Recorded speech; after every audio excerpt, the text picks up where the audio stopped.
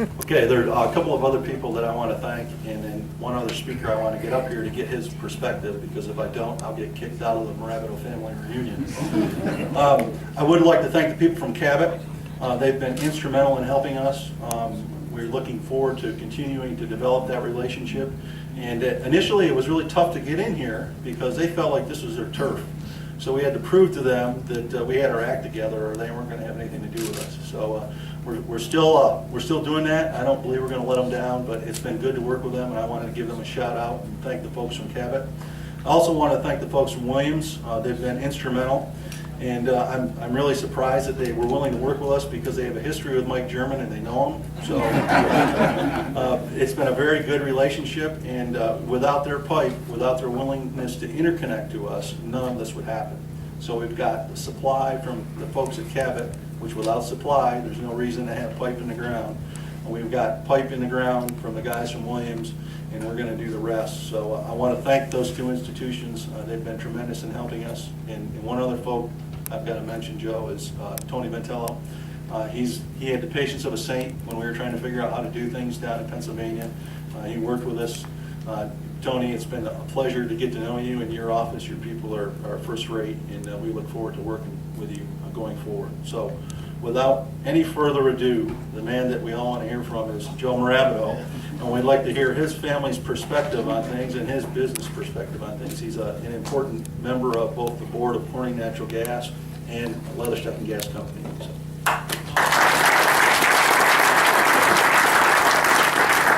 Thanks, Russ. Lucky for everyone here, I didn't know I was going to say anything, so I have no prepared remarks.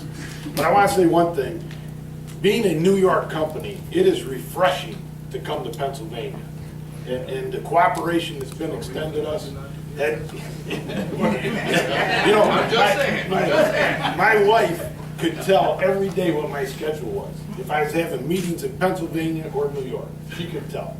The other thing that what's so great about this project is that Mary Ann Warren, she is the best warm hugger out there. Let me tell you, coming from an Italian family, okay, hugging is important. That's how we know if we're welcome or if we're where we should be.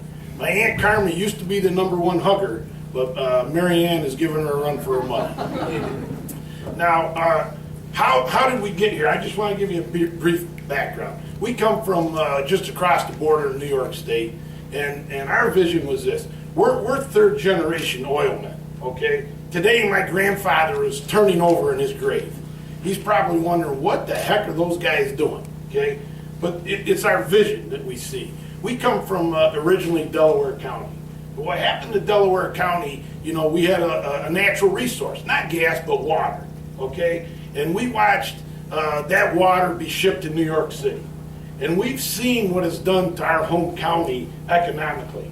It's devastated it, okay? The people, you know, we can't blacktop. There's nothing we can do. So what's happened is this one natural resource has decimated the local people and it's benefited the downstate people.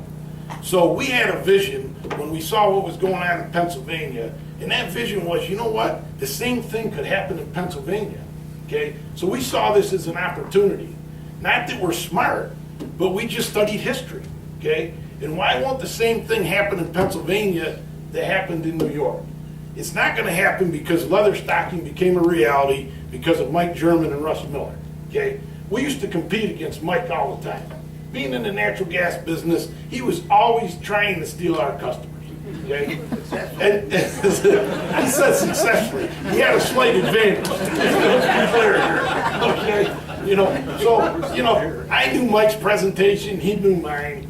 So as our group got together and we said, let's fulfill this vision, I said, there's one man that can help us fulfill it. And that was Mike German. Because we saw what he did with the New York State Electric and Gas in New York. So that's how oil guys got into this gas business. And we are very happy to be here. We have, the welcome has been tremendous. And let me tell you, that's what's enabled this project to go forward, okay? The soft costs here have been very manageable as compared to what we would go through in our home state. So for that, I want to thank everybody, and thank you everybody for being here.